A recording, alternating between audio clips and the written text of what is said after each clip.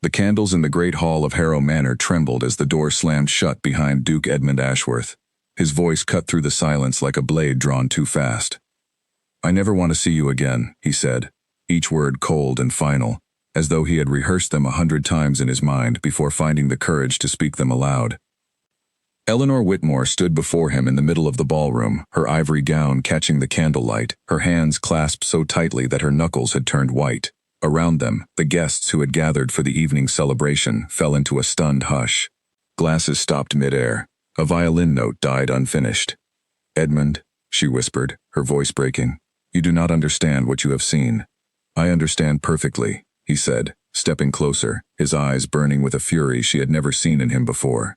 "I saw you with my own eyes, Eleanor, in the garden, with him. Do not insult me further by pretending otherwise." She opened her mouth to explain, but the words would not come. How could she explain the truth when the truth itself sounded like a lie?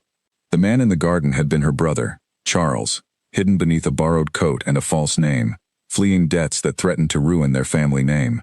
She had sworn to protect his secret, even from her husband, especially from her husband, whose pride would never forgive a scandal touching his house. "Please," she said, reaching for his arm, "give me a moment, only a moment." He pulled away as though her touch burned him. "I gave you my name, my title, my trust, and you gave me deceit in return." His jaw tightened. "Leave this house tonight, Eleanor. Take whatever you need, but do not let me see your face again." A murmur rippled through the crowd. Lady Beatrice Vane, standing near the fireplace with a glass of wine untouched in her hand, allowed herself the faintest curve of a smile, before smoothing her expression back into practiced sympathy. She alone knew the truth of what Edmund had seen, for she had arranged every detail of it herself, from the whispered rumor that sent him into the garden at exactly the right moment, to the shadow she had made certain he would glimpse and no more. Eleanor looked at her husband one last time, searching his face for some flicker of the man who had once promised to love her beyond reason, beyond scandal, beyond the judgment of the world. She found nothing but a wall of ice. "You will regret this," she said quietly, not as a threat, but as a simple truth she felt settle over her like a shroud. "I regret only that I did not see your true nature sooner," he replied. She turned and walked from the hall, her steps steady, though her heart shattered with every one of them.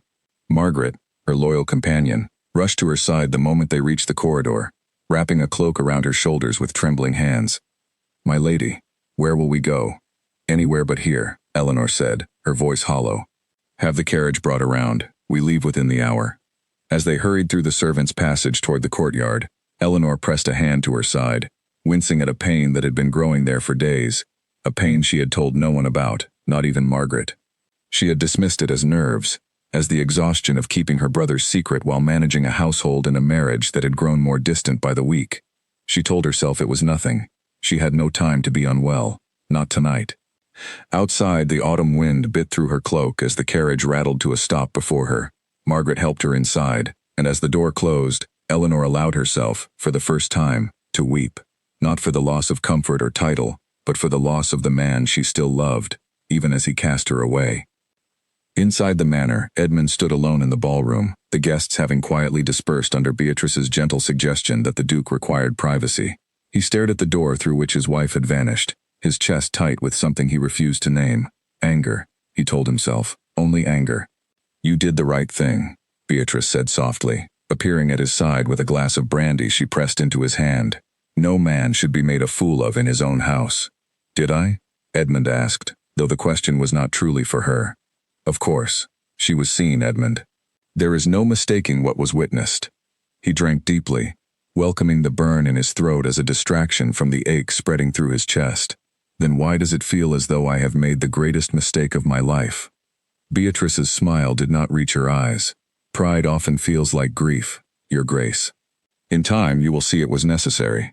She left him then, retreating to the shadows of the hall with the quiet satisfaction of a woman who had waited 3 long years for this very moment, ever since her own son, Julian, had been passed over in matters of inheritance the day Edmund announced his intention to marry Eleanor. Beatrice had watched, patient and smiling, gathering whispers and favors, waiting for the perfect opportunity to plant a single seed of doubt in a proud man's heart.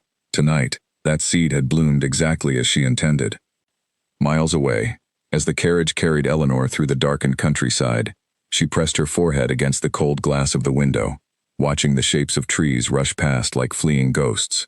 Margaret sat across from her, wringing her hands. "My lady, you are unwell." "I can see it in your face." "I will be well enough," Eleanor murmured. "We must reach my aunt's house in Ashby before dawn. I cannot risk staying anywhere near Harrow tonight." "And Master Charles? Should we not send word to him?" Eleanor closed her eyes. "Not yet.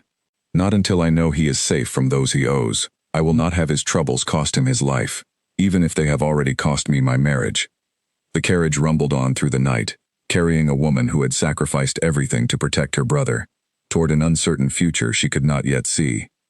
Behind her, in the grand and empty halls of Harrow Manor, a duke sat alone with his brandy and his pride, unaware that the woman he had cast out carried within her a secret far more dangerous than any rumor Beatrice could invent, a secret that had nothing to do with betrayal, and everything to do with time slipping away.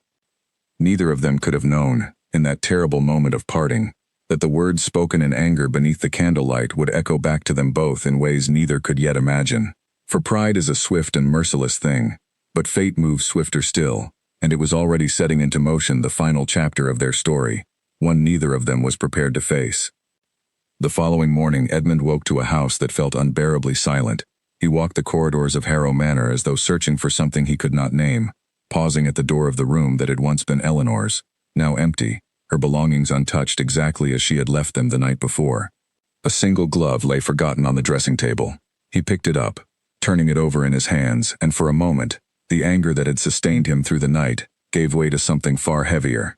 He summoned his steward, Mr. Alden Blackwood, a steady man who had served the family for 2 decades. "Tell me what you know of the garden last evening," Edmund said, his voice rougher than he intended. Blackwood hesitated. "Your Grace, I saw very little. Only that a note arrived for you claiming your wife had gone to meet someone unexpected. I did not think to question its source." "Who delivered this note?" "A young footman, Your Grace, new to the house, hired only a fortnight ago, on the recommendation of Lady Vane." Edmund's grip on the glove tightened. "Find him. Bring him to me at once." But when Blackwood returned an hour later, his expression was grim. "The footman is gone, Your Grace. No one has seen him since last night. It is as though he vanished entirely." A cold suspicion began to coil in Edmund's chest, though he was not yet ready to name it. He thought of Beatrice's quiet smile in the ballroom, the way she had appeared at his side so quickly with brandy and comforting words, as though she had been waiting for exactly that outcome. He pushed the thought away, telling himself it was unworthy of a woman who was, after all, family. And yet the doubt remained, small and persistent, like a splinter beneath the skin, waiting for the moment it would finally work its way to the surface. Far from Harrow, in the modest but warm home of her aunt in Ashby, Eleanor Whitmore lay in a narrow bed, her fever rising with the dawn. Margaret pressed a cool cloth to her forehead, her face lined with worry she tried and failed to hide. "Rest now, my lady," Margaret whispered. "You have carried too much these past days. Let your body heal." Eleanor's eyes fluttered open, glassy with fever. "Edmund," she murmured, not fully aware she had spoken his name aloud. "He does not know. He must never know how much this has cost me." Margaret pressed her lips together, saying nothing, though her heart ached at the sight of her mistress, once so full of quiet strength, now trembling beneath a single blanket in a house far from everything she had known. Outside the window, the first frost of autumn had begun to settle over the fields, a quiet, indifferent beauty that seemed to mock the storm raging within the small bedroom. Neither Edmund in his cold and empty manor, nor Eleanor in her aunt's modest cottage, could yet see how close they had come to losing something far greater than pride or reputation. The night's cruel words had only been the beginning. What followed would test them both in ways neither had imagined possible, and time, as it always does, was already beginning to run short. 3 days passed before Edmund allowed himself to visit the garden where he had witnessed the scene that shattered his marriage. He walked the same path he had taken that night, past the hedges trimmed into careful shapes, past the stone bench where he claimed to have seen his wife with another man. He tried to recall every detail, and the more he searched his memory, the less certain he became. He had seen a figure in a dark coat. He had seen Eleanor's pale hand reaching toward that figure. He had heard, or thought he heard, a man's low voice. But had he truly seen a face? He closed his eyes and searched his memory for it, and found only shadow. "Your Grace?" Edmund turned to find his old friend, Colonel Henry Ashford, approaching along the garden path, his boots crunching over the frost-hardened grass. Henry had served beside Edmund's late father and had known Eleanor since her arrival at Harrow as a young bride. full of laughter and warmth that had, in Henry's private opinion, done more good for the estate's spirits than anything else in years. "Henry," Edmund said, straightening, "I did not expect you." "I heard what happened," Henry said carefully, his eyes studying his friend's drawn face. "The whole county has heard, I imagine, given how quickly gossip travels. I came to ask if you are certain of what you believe." Edmund's jaw tightened. "I saw it with my own eyes." "Did you?" Henry asked, his tone gentle but pressing. "Or did you see a shadow and believe what you were told to believe?" The question struck deeper than Edmund cared to admit. He turned away, staring at the bench where it had all unraveled. "What are you suggesting, Henry?" "Only that I have known Eleanor for 3 years, and never once has she given me cause to doubt her character.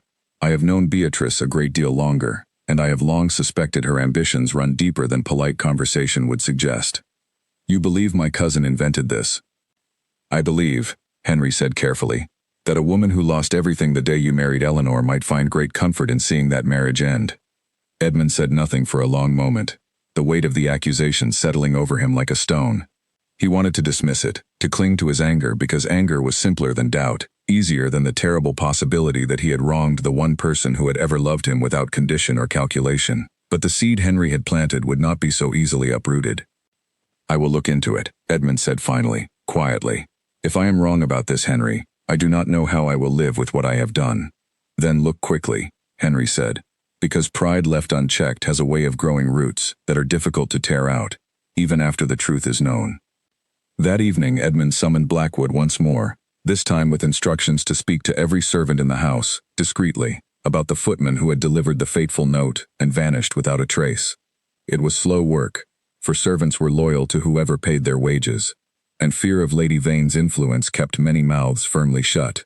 But one young maid, barely 17 and new enough to the household to still feel the sting of conscience, finally broke her silence in the kitchen late one night, when Blackwood found her alone polishing silver with trembling hands. "I did not want any part of it, sir," she whispered, glancing toward the door as though Beatrice herself might appear from the shadows. "Lady Vane paid the footman to write the note, and arrange for someone to be seen in the garden. I only know because I helped carry the message to him, not knowing what it was for until it was already done." "Who was the man in the garden?" Blackwood asked. The maid shook her head. "I do not know his name, sir, only that he was paid well, and told to wear a dark coat, and to leave the moment the Duke arrived. He was gone before anyone could see his face clearly." Blackwood brought this information to Edmund that same night, and for the first time since the ballroom, Edmund felt something crack open inside his chest, not anger this time, but a grief so sharp it nearly took his breath away. He had banished his wife, the woman he loved beyond all reason, on the strength of a lie so carefully constructed that it had fooled even his own eyes. "Find Eleanor," he said, his voice hoarse. "Find her tonight, Blackwood. I do not care what it costs, or how far we must travel." But finding her would not be so simple. Eleanor had told no one at Harrow where she intended to go, and her family connections were scattered across the countryside, distant relations Edmund had never fully learned. The search would take time that, unknown to Edmund, was quickly running out. In Ashby, Eleanor's fever had not broken. Her aunt, a kind but elderly woman named Mrs. Prudence Holt, had summoned the local physician, a soft-spoken man named Dr. Alistair Finch, who examined Eleanor with a growing frown that he tried and failed to hide from Margaret's watchful eyes. "How long has she been unwell?" he asked, packing away his instruments. "She hid it from us, sir," Margaret said, her voice tight with worry. "For weeks, I believe, though she told no one, not even her husband." Dr. Finch's frown deepened. "This is no simple chill, I am afraid. Her lungs are compromised, and the fever suggests an infection that has taken hold far more seriously than a few days' rest can cure.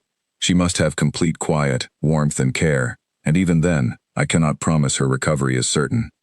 Margaret pressed a hand to her mouth, tears welling in her eyes. "Is there nothing more to be done?" "Time and rest are her greatest allies now," the doctor said gently. "But I will not lie to you. The road ahead will be difficult, and she is weaker than she or anyone around her seems to realize." When the doctor left, Margaret sat beside Eleanor's bed long into the night, watching her mistress's chest rise and fall with a labored rhythm that frightened her more than she dared admit. Eleanor stirred once, her eyes opening halfway, glazed with fever. "Margaret," she whispered. "I am here, my lady. Rest now." "If anything should happen to me," Eleanor said, her voice trembling with effort, You must tell Edmund the truth about Charles. Do not let him carry the blame for something he never did. Nothing will happen to you, Margaret said fiercely, gripping her mistress's hand. You will recover, and you will see your husband again, and all of this will be nothing but a painful memory. But even as she spoke the words, Margaret was not certain she believed them herself. Outside the small cottage, the frost thickened over the fields, and somewhere far away, a duke rode through the darkness with a search party at his back, chasing a truth he had discovered too late, praying it was not already too late for something far more precious than his pride. Meanwhile, Beatrice Vane sat in her private chambers at Harrow, a letter from an anonymous source clutched in her hand, warning her that a maid had spoken to Blackwood, and that the truth of her scheme was beginning to unravel. Her jaw tightened with cold fury. "Julian," she called to her son, who entered the room with the lazy confidence of a young man who had never once questioned his mother's methods, only benefited from them. "We must act quickly, or everything I have built for you will collapse before it has even begun. What would you have me do, mother?" "Find where Eleanor has gone," Beatrice said, her eyes glittering with a desperation she rarely allowed herself to show. "If Edmund reconciles with her before I can secure your place in this family, everything is lost. We must reach her first." Julian frowned. "And do what, exactly, once we find her?" Beatrice's silence was answer enough, and for the first time in his life, Julian felt a chill of unease at the depth of his mother's ambition, an ambition that had already cost one innocent woman her marriage, and now threatened to cost her something even more irreplaceable. The road to Ashby was longer than Edmund remembered, though he had traveled it only once before, years ago, to visit relations of his mother's who had long since passed. Now he rode through the cold morning mist with Blackwood and two of his most trusted men, following the faint trail of a carriage that had left Harrow in the dead of night nearly a week earlier. He had spent that week uncovering truths that made his stomach turn with each new discovery. A stable hand confessed, under gentle but firm questioning, that he had been paid to keep silent about a stranger who had visited Beatrice's chambers the same afternoon the fateful note arrived. A local innkeeper, when shown a description of the mysterious man in the dark coat, recalled a traveler who matched it perfectly, a hired actor from a troupe passing through the county, paid handsomely for a single night's performance in a garden he would never return to. Every thread led back to the same place, and every thread tightened the same terrible knot in Edmund's chest. He had not simply misjudged his wife. He had been deceived, deliberately and cruelly, by a woman he had trusted as family, and in his blindness, he had destroyed the one thing in his life that had ever felt entirely true. "Your Grace," Blackwood said as they paused to water the horses at a crossing point, "we are still some distance from Ashby. Perhaps we should send word ahead, so that when we arrive, the household is prepared to receive us." "There is no time for such courtesies," Edmund said, his voice sharp with an urgency he could not fully explain, though something deep within him whispered that every hour mattered more than he understood. "We ride on." Meanwhile, in the modest cottage in Ashby, Eleanor's condition had grown graver still. Dr. Finch visited twice daily now, his expression growing more solemn with each visit, though he never voiced his deepest fears aloud in front of Margaret or Mrs. Holt, not wishing to rob them of hope they so desperately needed to hold on to. "The fever has settled into her chest," he told Mrs. Holt quietly in the small sitting room downstairs, out of Eleanor's hearing. "I have seen cases such as this turn for the better with proper care, but I have also seen them turn the other way, and I would be a poor physician if I did not prepare you for that possibility." Mrs. Holt's hands trembled as she gripped the arms of her chair. "Is there truly nothing more we can do?" "Keep her warm, keep her calm, and pray, if you are the praying sort, that her strength holds until the fever breaks on its own." He paused, choosing his next words carefully. "If she has family who should be told of her condition, I would not delay in sending for them." Upstairs, unaware of the conversation taking place below, Eleanor drifted in and out of a restless, fevered sleep, her dreams tangled with memories of the ballroom, of Edmund's cold eyes, of the words that had cut through her heart more sharply than any illness ever could. In her clearer moments, she found herself thinking not of her own suffering, but of her brother Charles, wondering if he had found safety, wondering if her sacrifice had been worth the price she was now paying. Margaret rarely left her side, sleeping in a chair beside the bed, waking at every small sound Eleanor made, every shift of breath that seemed too shallow, too labored. On the fourth day of the worst of it, Eleanor woke with unusual clarity, her eyes finding Margaret's face in the pale morning light. "You look exhausted," Eleanor whispered, managing a faint, weary smile. "You must rest, Margaret. I will not have you fall ill as well. I could not rest even if I tried, my lady, Margaret said, taking her hand gently. Not while you are like this. Tell me honestly, Eleanor said, her voice barely above a breath. Am I dying? Margaret's composure nearly broke, but she forced herself to remain steady for her mistress's sake. You are fighting, my lady, and I have never known anyone with a stronger will than you. Eleanor closed her eyes, a single tear slipping down her pale cheek. I do not fear death itself. I fear only that Edmund will spend the rest of his life believing I betrayed him, never knowing the truth. That fear is heavier than any fever. Then we shall make certain he learns the truth, Margaret said fiercely, though she had no way yet of knowing whether such a promise could ever be kept. Elsewhere on the road that same day, Julian Vane rode hard toward Ashby, having learned of Eleanor's location through a bribed clerk at the coaching inn where her carriage had stopped to change horses on the night of her departure. His mother's instructions echoed uncomfortably in his mind, vague enough to allow deniability, clear enough in their intent to leave him deeply unsettled. He arrived in the small village as the afternoon light began to fade, dismounting outside the local tavern to gather information before approaching the cottage directly. It did not take long, in a village so small, to learn that a noblewoman lay gravely ill in the Holt residence at the edge of town, attended by a devoted maid and a worried physician. Julian sat in the corner of the tavern for a long while, turning a glass of ale slowly between his fingers, wrestling with a conscience he had spent his whole life allowing his mother to silence. He thought of Eleanor's kindness during the brief years he had known her at Harrow, her patience with his mother's cutting remarks, her genuine warmth toward everyone she met, noble or servant alike. He thought of what his mother truly intended, and for the first time, the weight of it settled on him like a physical burden. I cannot do this, he murmured to himself, setting down his glass with a decisive clink. Whatever comes of it, I cannot be a part of destroying her further. He rose from his seat and rode not toward the Holt cottage, but toward the crossroads leading back to the main road from Harrow, where he hoped, desperately, to intercept whatever party might be traveling in search of Eleanor before his mother's influence could reach her first. It was there, as dusk settled over the frost-covered fields, that he encountered Edmund's search party, riding hard with exhausted horses and grim, determined faces. Blackwood raised a hand in caution as the young man approached, recognizing him immediately as Lady Vane's son.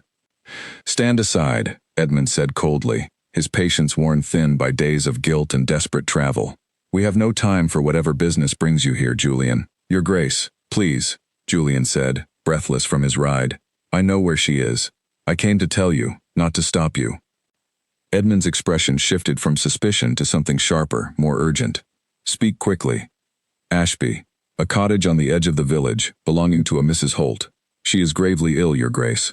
I heard it from the villagers not an hour ago. Julian hesitated, his voice dropping with something close to shame. My mother sent me to find her first, though I will not say for what purpose, because I do not fully know myself, and I no longer wish to know. Edmund stared at the young man for a long moment, weighing the truth of his words against everything he had already uncovered about Beatrice's schemes. Why tell me this now? Because whatever my mother has done, Julian said quietly, I will not let it end with a woman's death on my conscience. Please, Your Grace, ride quickly. I do not believe there is much time left. The word death struck Edmund like a physical blow, and without another moment's hesitation, he spurred his horse forward, leaving Julian and the others behind in a cloud of frost and dust, racing through the darkening countryside toward Ashby, with a desperation that consumed every other thought in his mind. Behind him, Blackwood turned to Julian with a wary but grateful nod. You have done a brave thing tonight, young man, whatever your reasons. Julian said nothing, only watched the Duke disappear into the distance, hoping fervently that his warning had not come too late, and wondering, with a growing dread, what his mother would do when she learned that her own son had turned against her carefully laid plans. In the cottage in Ashby, as evening deepened into night, Eleanor's fever spiked once more, her breathing growing shallow and uneven. Dr. Finch worked over her with quiet, practiced urgency, while Margaret and Mrs. Holt hovered nearby, their faces etched with fear neither could hide any longer. Her body is weakening, the doctor murmured, more to himself than to the women in the room. We must do everything we can tonight. I fear if the fever does not break by morning, we may lose her. Margaret pressed both hands to her mouth to stifle a sob, while outside, unseen and unheard by anyone within the cottage, a lone rider pushed his exhausted horse through the darkness at a pace that bordered on reckless, driven by a desperate hope that he might still arrive in time to undo the terrible words he had spoken beneath the candlelight of Harrow's grand ballroom, and to tell the woman he loved the truth he had discovered too late. The night grew colder as Edmund pressed on alone, having outpaced even his own men in his desperation to reach Ashby before it was too late. His horse, a strong bay gelding named Atlas, strained beneath him, breath steaming in great clouds against the darkness. But Edmund would not slow, not even as the road grew treacherous with patches of ice hidden beneath the frost. He thought of nothing but Eleanor's face in that final moment before she left the ballroom, the quiet dignity with which she had accepted his cruelty, the way she had said he would regret his words, not as a curse, but as a simple truth she already seemed to know. He had thought her strange for saying it then. Now the words haunted him with every mile that passed beneath his horse's hooves. He did not know that at that very hour, back at Harrow, Beatrice Vane had learned of her son's betrayal from a servant loyal to her cause, and that her fury had curdled into something far more dangerous than ambition. She sat alone in her chambers, staring into the fire, calculating her remaining options with the cold precision of a woman who had never once in her life accepted defeat gracefully. "If Julian will not finish what must be done," she murmured to herself, "then I shall see to it myself." She called for her most trusted servant, a grim, quiet man named Silas, who had served her family for years, and asked no questions of the tasks he was given. "Ready my carriage," she instructed. "We leave within the hour for Ashby. May I ask your purpose, my lady?" "You may not," Beatrice said sharply. "Only see that we arrive before the Duke does, whatever the cost to the horses." What precisely she intended once she arrived, even Beatrice herself had not fully decided, though the desperation clawing at her chest suggested she was no longer thinking with the careful calculation that had served her so well until now. Pride, once wounded, has a way of driving even clever minds toward reckless and dangerous choices. At the crossroads, Edmund's men, led by Blackwood, encountered a second traveler on the road, a physician's assistant riding hard toward Ashby with fresh medicines requested by Dr. Finch from a larger apothecary in the neighboring town. Blackwood, recognizing the urgency in the young man's pace, called out to him, "You ride for Ashby as well?" "I do, sir. Medicine for a lady gravely ill at the Holt residence."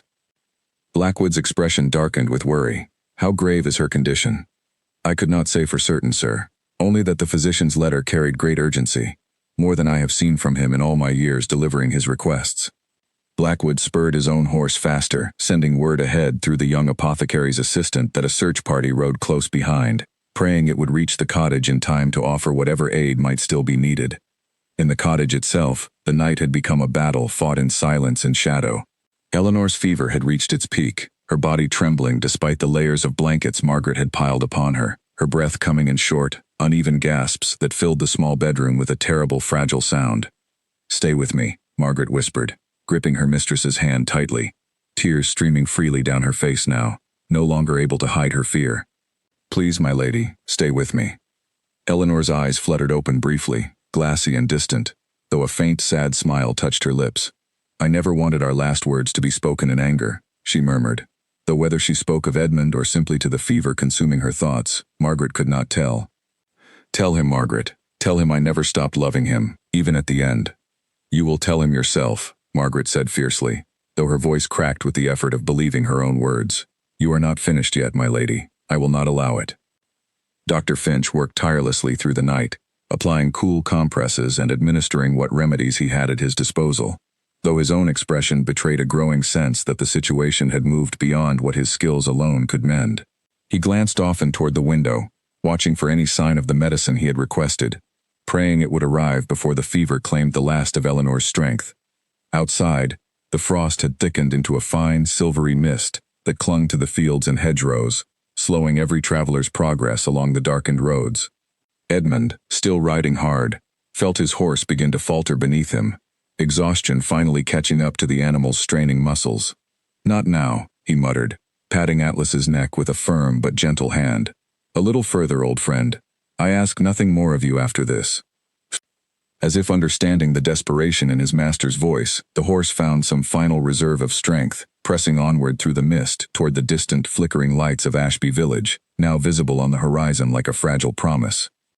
Not far behind, Beatrice's carriage rattled dangerously along the icy road, her driver Silas urging the horses faster despite the treacherous conditions. Inside, Beatrice stared out the window with an expression that had hardened into something almost unrecognizable. Her ambition curdled into a desperation that frightened even her own conscience, buried as it was beneath years of careful, cold calculation. "Faster," she commanded, though the words came out strained, as though even she was beginning to question what exactly she meant to accomplish upon arrival. The carriage hit a patch of black ice at the turn leading into the village, and for one terrifying moment, the wheels slid sideways before Silas managed to steady the horses, the carriage rocking violently before settling back onto the road. Beatrice gripped the seat with white-knuckled hands, her heart pounding, though she said nothing, only urged Silas to continue with renewed, if shaken, determination. Edmund reached the outskirts of Ashby, just as the first hint of gray dawn began to soften the eastern sky. He rode straight for the village, following the directions Julian had given him, his heart hammering with a fear more consuming than anything he had felt in his entire life, including the fury that had driven him to speak those terrible, unforgivable words in his own ballroom only days before. He found the Holt cottage exactly where Julian had described, its windows glowing faintly with candlelight against the pale, breaking dawn. He dismounted before Atlas had fully stopped, stumbling slightly with exhaustion as his boots hit frozen ground, and ran toward the door with a desperation that stripped away every last remnant of the pride that had brought them both to this terrible point. He pounded on the door, and it was Mrs. Holt who answered, her face pale and lined with worry, her eyes widening with shock at the sight of the Duke standing on her doorstep at such an hour, travel-worn and desperate. "Your Grace," she stammered, "I did not expect." "Eleanor," Edmund said, his voice breaking on her name for the first time in his life. "Please, I must see her. I must tell her the truth before it is too late." Mrs. Holt's expression crumpled with a grief she could no longer contain, and in that single, devastating look, Edmund understood, with a horror that nearly buckled his knees beneath him, that he might already be too late. "She has fought through the night," Mrs. Holt whispered, stepping aside to let him enter. "But the doctor fears the morning may bring the end of that fight, one way or another." Edmund crossed the threshold into the small, warm cottage, his heart pounding with a terror far greater than anything he had faced in the darkness of the road behind him, climbing the narrow staircase toward the room where the woman he loved lay fighting for her life, praying with every step that he was not, after all, too late to say the words he should have spoken days ago, instead of the ones that had driven her from him in the first place. The room was small and dim, lit only by a single candle and the faint gray light beginning to creep through the curtains. Eleanor lay pale and still beneath a mound of blankets, her breathing shallow, her face damp with fever. Margaret sat beside her, and Dr. Finch stood near the window, his expression grave as he turned to see who had entered so urgently. "Your Grace," the doctor said, startled. Edmund did not answer him. His eyes had already found Eleanor, and the sight of her, so fragile and diminished from the vibrant woman he had cast from his home only days before, drove every remaining trace of pride from his heart. He crossed the room in 3 long strides and fell to his knees beside the bed, taking her hand in both of his own, careless of the tears that had begun to fall freely down his face. "Eleanor," he whispered, his voice raw. "Eleanor, I am here. Forgive me. Please, forgive me." Her eyes fluttered, struggling against the weight of the fever, and for a long, agonizing moment there was no response at all. Margaret watched with her breath held, and Dr. Finch stepped closer, his fingers finding her wrist to check the pulse there, his expression unreadable. Then, slowly, Eleanor's eyes opened, unfocused at first, before gradually finding Edmund's face hovering above her. A faint, disbelieving frown crossed her features, as though she believed him a fever dream conjured by her own exhausted mind. "Edmund?" she breathed, barely audible. "Yes," he said, gripping her hand tighter, as though he could hold her to this world through sheer force of will alone. "Yes, my love, it is me. I know the truth now. I know it was never you in that garden.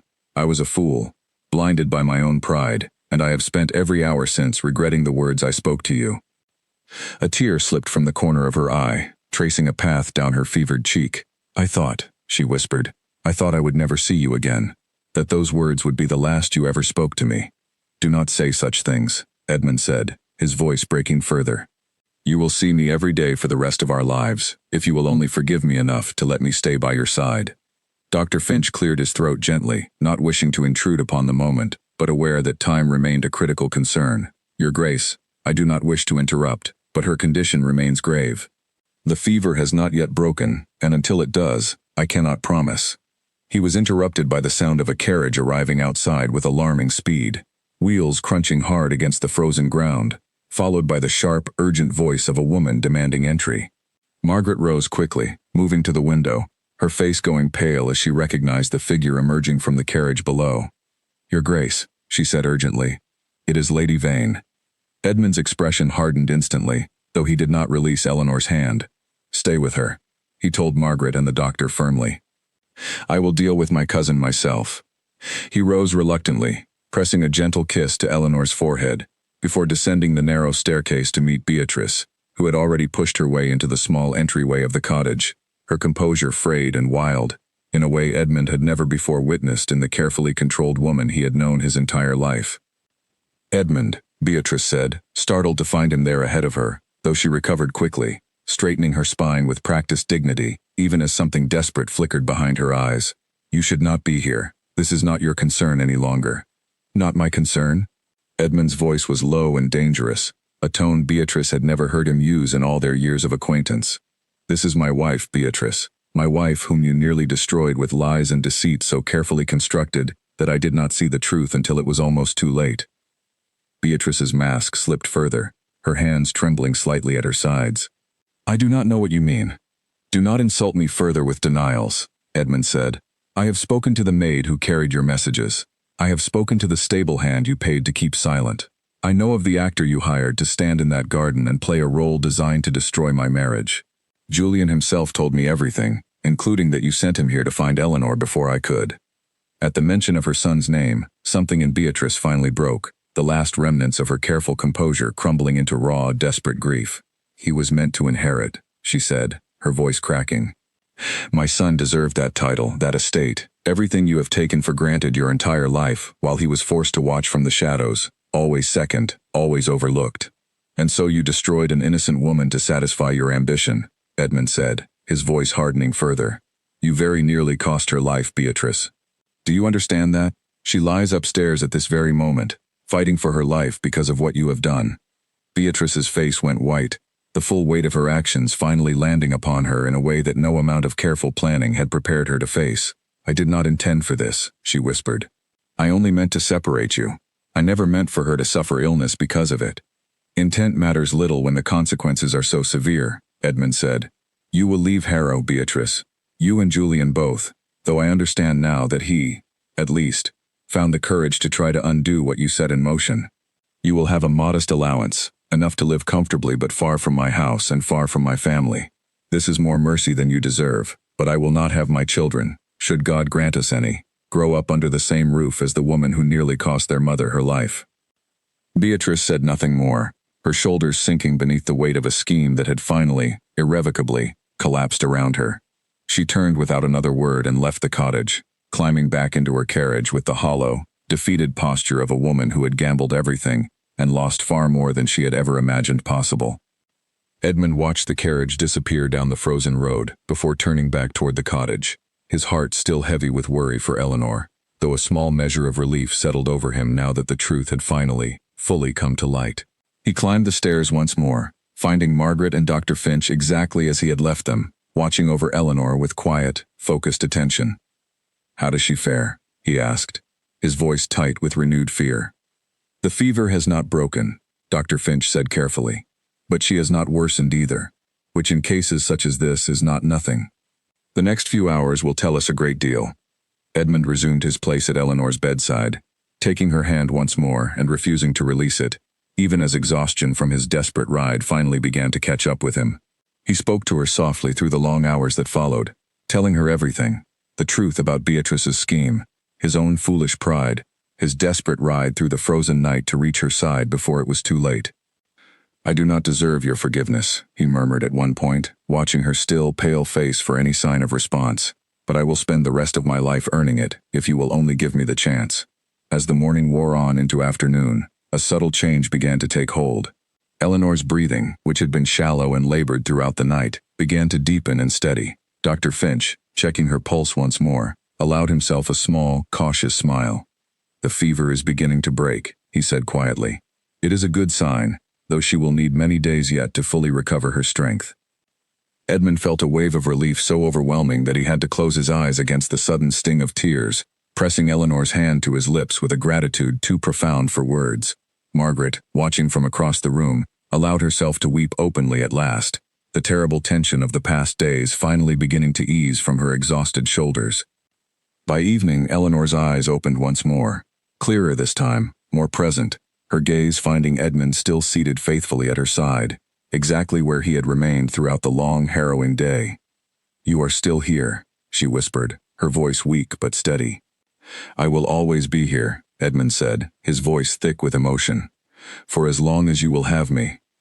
A faint, weary smile touched her lips, the first genuine smile he had seen from her since the terrible night in the ballroom. "Then it seems," she said softly, "that this was not, after all, our last goodbye."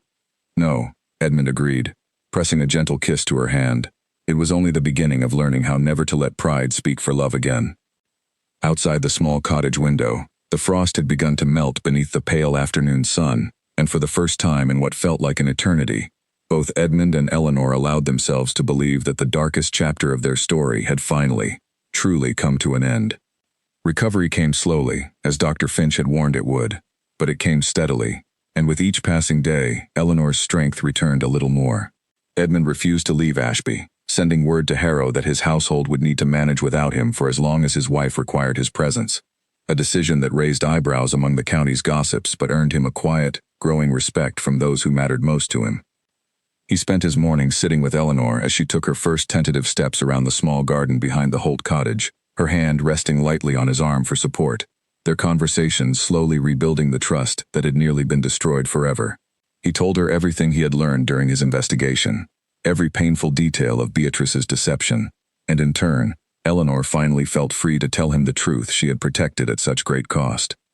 "It was Charles," she admitted one afternoon, as they sat together on a wooden bench beneath a bare oak tree, the last of autumn's leaves scattered around their feet. "My brother. He had fallen into debt through poor company and worse decisions, and he came to me in secret, terrified of what would happen if word reached you or anyone else in society. I should have told you from the beginning, Edmund, but I feared what it might mean for your reputation, for our marriage, if it became known that my own brother had brought such trouble upon himself." Edmund was quiet for a long moment, absorbing this final piece of the truth. "You protected him at the cost of your own safety, your own reputation, nearly your own life," he said finally. "I only wish you had trusted me enough to share the burden, rather than carrying it alone." "I was afraid," Eleanor admitted softly. "Afraid that even you, who I loved beyond reason, might see it as a stain upon our family, just as your pride saw a stain in something that was never truly there at all." The words struck him deeply, and he took her hand in his, holding it with a tenderness that spoke more clearly than any apology he could offer. "I have learned a hard lesson through all of this, Eleanor. Pride convinced me that my own eyes and my own anger were more trustworthy than my faith in the woman I married. I will never make that mistake again, whatever trials come our way in the future." "And Charles?" Eleanor asked. "What is to become of him?" "I have already sent word to settle his debts quietly, on the condition that he seek honest work and steady company from this point forward," Edmund said. "He is your brother, Eleanor, and that makes him family to me as well, whatever foolishness led him into trouble in the first place. We will help him find better footing, together." Eleanor's eyes filled with grateful tears at this unexpected kindness, and she leaned her head against his shoulder, feeling for the first time in weeks a sense of peace settle over her heart, a peace she had feared she might never know again after that terrible night in the ballroom. As winter approached, Eleanor grew strong enough to travel, and the couple made their way back to Harrow together, this time in a carriage filled not with heartbreak and fear, but with quiet conversation and the tentative beginnings of a deeper, more honest love than either had known before the crisis that nearly tore them apart. Word of Beatrice and Julian's departure had already spread through the estate by the time they arrived, and the servants greeted their return with visible relief, having spent the past weeks anxious over rumors of scandal and uncertainty regarding their mistress's fate. Blackwood himself met them at the door, his usually composed expression breaking into a rare, genuine smile at the sight of Eleanor, pale but alive and smiling, on the Duke's arm. "Welcome home, my lady," he said warmly. "The house has felt empty without you." "It is good to be home," Eleanor replied, though her eyes lingered for a moment on the entrance to the ballroom, where so much pain had unfolded only weeks before. Edmund, noticing her hesitation, gently squeezed her hand. "We need not enter there today," he said quietly. "In time, we shall reclaim that room from its painful memory, but there is no need to rush it." True to his word, Edmund took great care in the weeks that followed to rebuild not only his marriage but the trust that had nearly crumbled entirely between them. He involved Eleanor in decisions regarding the estate that he had previously handled alone, valuing her opinion and judgment in ways he had never fully done before the crisis.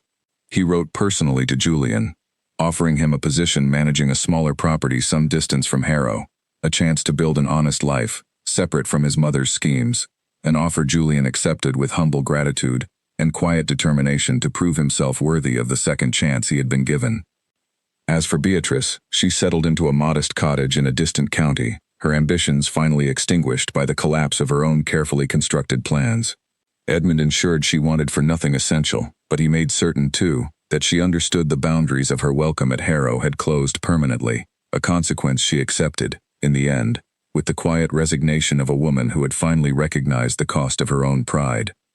One evening, several months after their return, Edmund found Eleanor standing once more in the doorway of the ballroom, this time by her own choice, watching the candlelight flicker across the polished floor where their story had nearly come to its cruelest end. "Are you certain you wish to be here?" he asked gently, coming to stand beside her. Eleanor smiled, threading her arm through his. "I have decided that this room should not belong only to our worst memory," she said. "I would like to reclaim it, if you will dance with me." Edmund's answering smile was full of warmth that had been slowly rebuilding since that terrible night, a warmth that had grown stronger and steadier through every honest conversation, every shared burden, every quiet moment of trust rebuilt between them. "Nothing would make me happier," he said, drawing her gently into his arms as a soft melody began to play from the small orchestra he had quietly arranged for this very moment. They danced slowly across the ballroom floor, the same floor where cruel words had once been spoken in anger and pride, now filled instead with laughter, and the quiet promise of a love strengthened rather than broken by all it had endured. As the candlelight glowed warm around them, both understood, without needing to say it aloud, that the words spoken that terrible night would never again have power over the life they were building together, a life founded not on pride or assumption, but on trust earned through the hardest lesson either of them had ever learned. 2 years passed, and Harrow Manor had transformed into a very different house than the one Eleanor had fled on that cold, terrible night. Laughter now echoed through its corridors, carried by the small footsteps of a young daughter, Alice, whose bright curiosity had already earned her a reputation among the household staff as the most spirited child Harrow had seen in generations. Eleanor sat in the garden one warm spring morning, watching Alice chase a butterfly across the lawn with the boundless energy only a 2-year-old could possess, while Edmund worked nearby at a small table, reviewing correspondence from Charles, who had, true to his promise, built an honest and steady life for himself managing a modest trading business in the nearby town, his debts long since settled and his gratitude toward Edmund never fully able to be expressed in words alone. "He writes that business continues to improve," Edmund said, glancing up from the letter with a small, satisfied smile. "It seems your brother has found his footing at last." "I am grateful every day that he did," Eleanor replied, her eyes following Alice's delighted pursuit of the butterfly across the grass. "Though I confess, I am equally grateful that our own footing has proven so much steadier than either of us dared hope, back when everything seemed so impossibly broken." Edmund set aside the letter and moved to sit beside her, taking her hand as he had done so many times since that desperate ride through the frozen countryside 2 years before. "We built something stronger from what nearly destroyed us," he said. "I do not think either of us could have known, in that terrible moment in the ballroom, that it would lead us here, to this garden, to this life." "I certainly did not," Eleanor said with a soft laugh, though her eyes grew thoughtful as she considered how far they had traveled since then. "I only knew in that moment that I had lost everything I held dear. I never imagined that what followed would teach us both such a valuable lesson about the difference between pride and love, and how easily one can masquerade as the other, if we are not careful to guard our hearts against it." News occasionally reached them of Julian, who had proven himself a capable and honest manager of the property Edmund had entrusted to him, slowly rebuilding a reputation separate from his mother's schemes through years of quiet, diligent work. He had married recently, a modest but happy match with the daughter of a local merchant, and had written to Edmund expressing a gratitude that seemed, at last, entirely genuine and free of the ambition that had once defined his mother's influence over him. Of Beatrice, they heard little, though what news did reach them suggested a quiet, solitary existence, far removed from the grand ambitions that had once consumed her. Edmund felt no satisfaction in her diminished circumstances, only a lingering sorrow that pride and jealousy had cost her so much, including the chance to know her own granddaughter, a sorrow Beatrice herself seemed to carry as the truest consequence of every choice she had made. As the afternoon sun warmed the garden, Alice finally abandoned her pursuit of the butterfly, toddling instead toward her parents with the unsteady, determined gait of a child still mastering the art of walking. Edmund scooped her up with practiced ease, settling her onto his lap as she babbled happily about the butterfly's escape, entirely unaware of the storm her parents had weathered to build the peaceful, loving world she now called home. "Someday," Eleanor said quietly, watching her husband and daughter together with a warmth that filled her chest completely, "we might tell her our story, not to frighten her, but to remind her that even the darkest nights can lead to the brightest mornings, if we are brave enough to seek the truth, and humble enough to admit when we have been wrong." "Someday," Edmund agreed, pressing a gentle kiss to his daughter's soft curls before reaching for Eleanor's hand once more, "though I hope, with all my heart, that she never has cause to learn such a lesson through her own suffering, as we once did." They sat together in comfortable silence as the afternoon stretched on, the garden alive with birdsong and the quiet, contented laughter of their small family, a peace that felt all the more precious for having nearly been lost forever. The ballroom where their story had once nearly ended in cold, cruel words, now stood as a place of celebration, host to yearly gatherings that Eleanor herself had insisted upon hosting, a deliberate reclaiming of a space that had once held nothing but pain. And though neither Edmund nor Eleanor ever forgot the terrible night that had so nearly cost them everything, they came to understand, in the years that followed, that it had also given them something invaluable, a marriage built not on assumption or unexamined pride, but on hard-won trust, honest communication, and a love strong enough to survive its darkest test. The words spoken so coldly beneath the candlelight of Harrow's ballroom had once seemed destined to become their final goodbye. Instead, they became the painful beginning of a deeper, truer love than either had known before, a love that neither pride nor deception, nor the cruelest twist of fate had ultimately been able to destroy.